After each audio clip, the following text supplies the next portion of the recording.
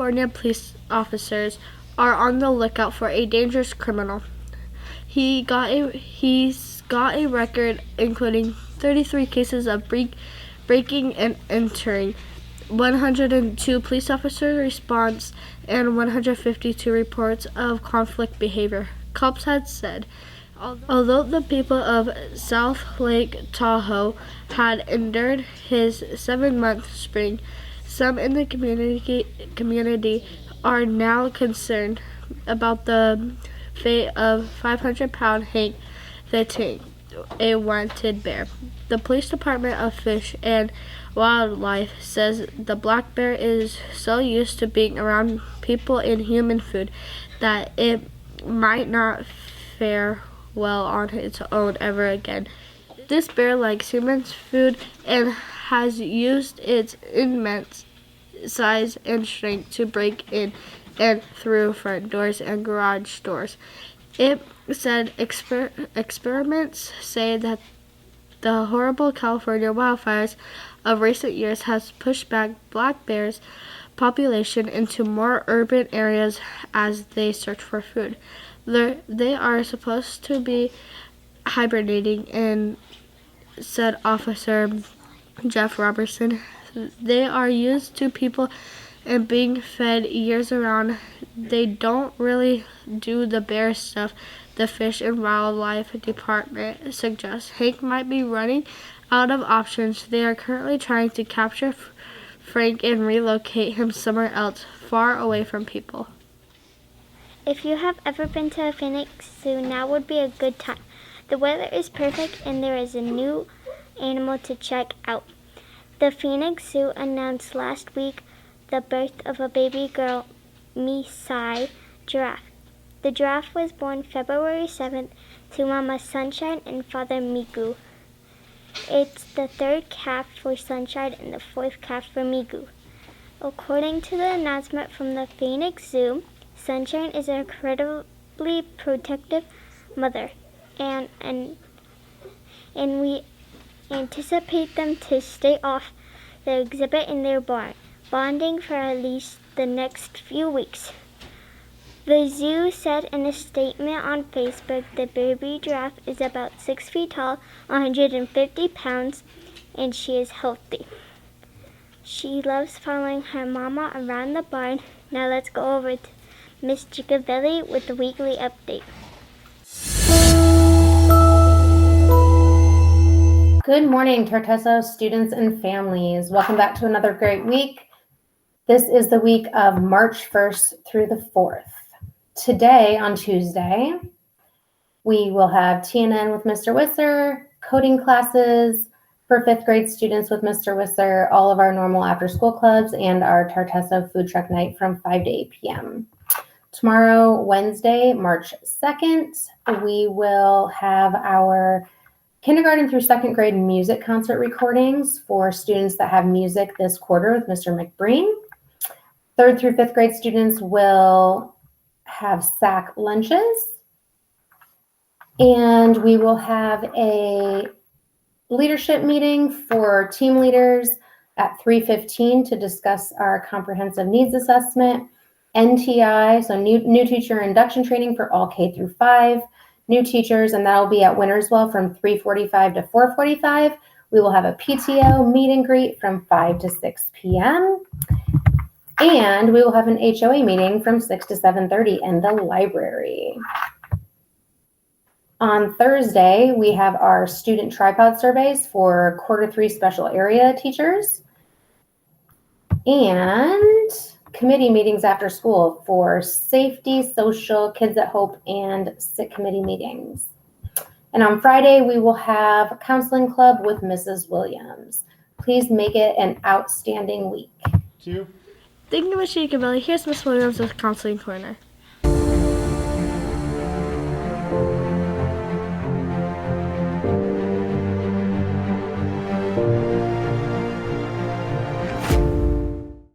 Hey everyone, so this is Mrs. Williams with a message from the Counseling Corner. So we are starting a new theme, which is commitment. So this month we're going to be talking about what commitment looks like and giving you some examples of kids and people, maybe some adults in there, that have shown commitment. So today we are looking at Jaquil Jackson. So after 9 years old, Jaquil helped his aunt distribute food at a local homeless shelter in native Chicago. Jaquil decided he wanted to do more to help his community. This is how Project MI was founded. Here, Jaquil distributes blessing bags full of snacks, toiletries, a towel, socks to many, many people that are experiencing homelessness. So he is committed to helping the homeless population.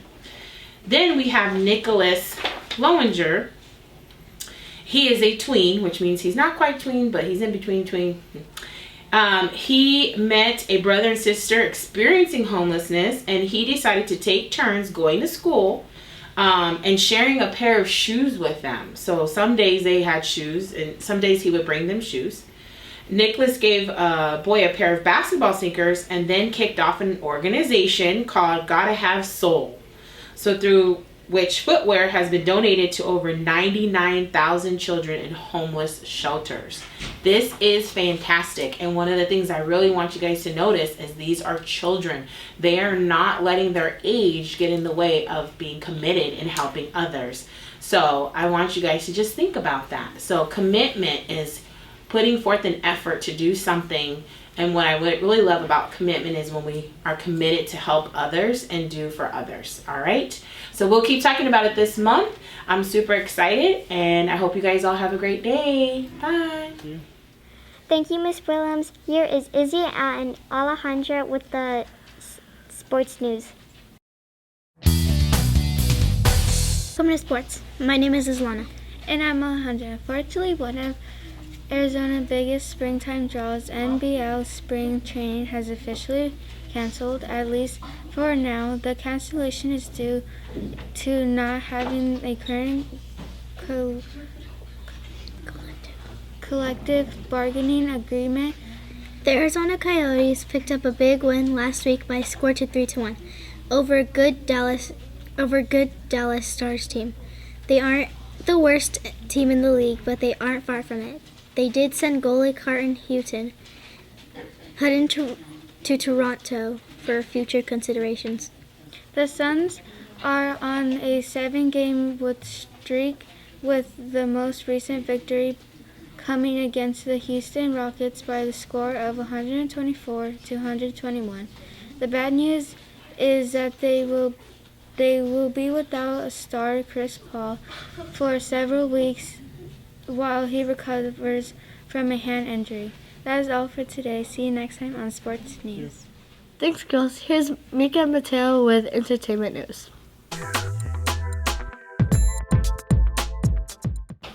Welcome back to Entertainment News. I'm Mika. And I'm Mateo. As you just heard, there might not be any spring training baseball to check out this year. So what is there to do in March in the Phoenix area while the weather is absolutely perfect? Well, here are a couple of ideas. You can go check out the Renaissance Fair in Gold Canyon, step back in time, and eat a giant turkey leg, still on the bone. It is going on each weekend all month, or head over to the Rodeo Scottsdale to see world-class bull riders, ropers, seal wrestlers, bronc riders, barrel racers, rodeo clowns, and bullfighters. Dances follow most performances. This event is at West World on March 10th through the 13th. Finally, if those don't sound like fun, how about checking out a festival in Chandler, dedicated to one of the largest flightless birds on Earth. That's right. March means it's time for Chandler Ostrich Festival. Check out the ostrich races, food, fun, and games. See you next time on Entertainment News. Thanks, guys. Let's go over to McKenna and Kendall with Joke of the Week. Welcome to Joke of the Week. My name is Kendall. And I'm McKenna. Okay, McKenna, what is your joke? What do you call a leprechaun prank? What do you call a leprechaun prank? A St. Patrick. Great joke, McKenna. If you have a joke and would like to tell it on the news, please go to smusd.me/beonthenews and we would love to have you on. See you next time on Joke of the Week. Thanks, girls. Here's Halen and Chris with Fun Fact Trivia.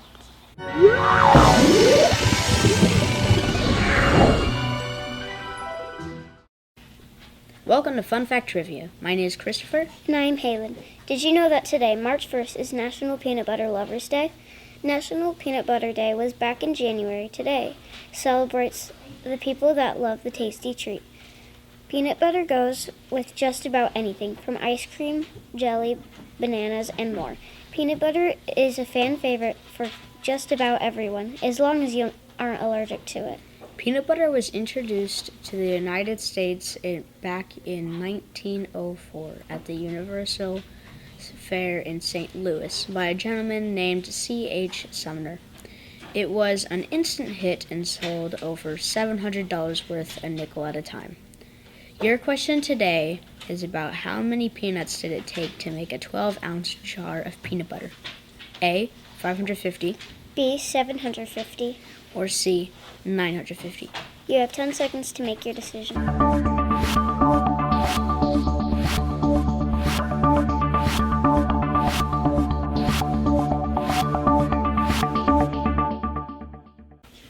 If you said A, 550, you are correct.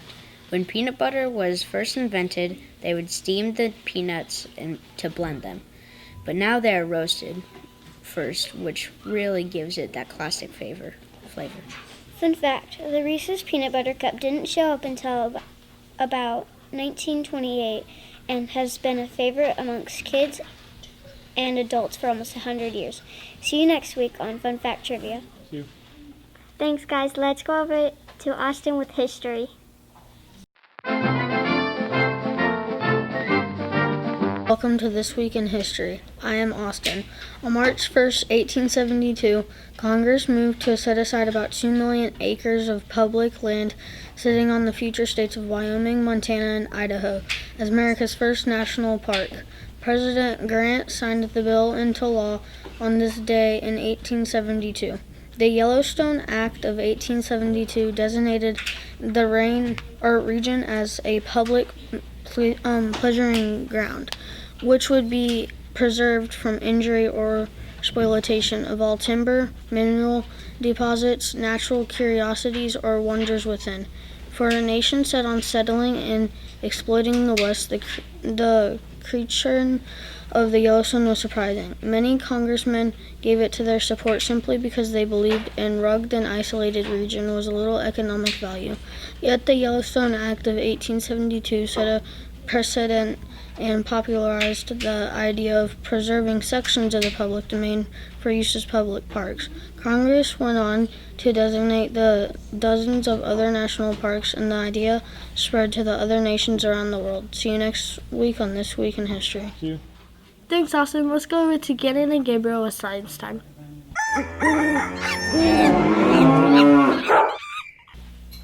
Welcome to Science Time. My name is Gabriel. And I'm Gannon. Magpies are a type of bird, and they have a reputation for being pretty smart. Well, researchers in Australia wanted to study them to learn more about their behaviors. The scientists thought they had developed an innovative new tracking device to help them monitor magpies, but these crafty birds had other ideas. A small group of magpies, after being fitted with harness-like tracking devices, all decided to opt out. The scientists watched as the birds helped each other remove the devices, and what they say is a potential sign of concern for others and strong evidence of problem solving among these highly social and intelligent creatures. Scientists refer to this as rescue behavior, and it happens when a helper tries to free another individual in distress with no obvious direct benefit to the rescuing individual, as the authors write in their paper. This sort of thing is common in ants. In this case, it's possible that we have observed is the first documented case of rescue behavior in Australian magpies, according to the paper. See you next week with more Science Time. Thanks, guys. Let's go over to Bree with Word of the...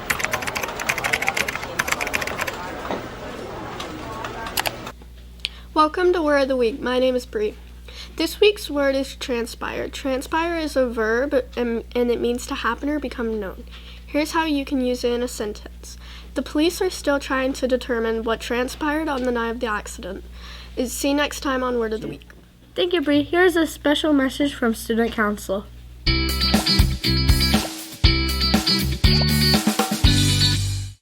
Hi, we are your student council reps. We are going to be talking to you about playground safety. Let's head down to the playground. We're going to show you what not to do. Please do not climb up the slides. Oh no. Don't climb on the poles. Ouch. Well, I don't know what to do, and that is not climbing on places that we're not supposed to be hanging on. Like this. And fucking that. Oh, yeah. Please don't climb or pull in the soccer net. Ow! This is why you don't jump off of playground equipment. Are you okay? Please don't twist on the swings.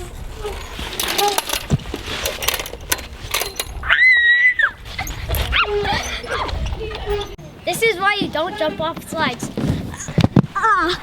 This is why we shouldn't play tag.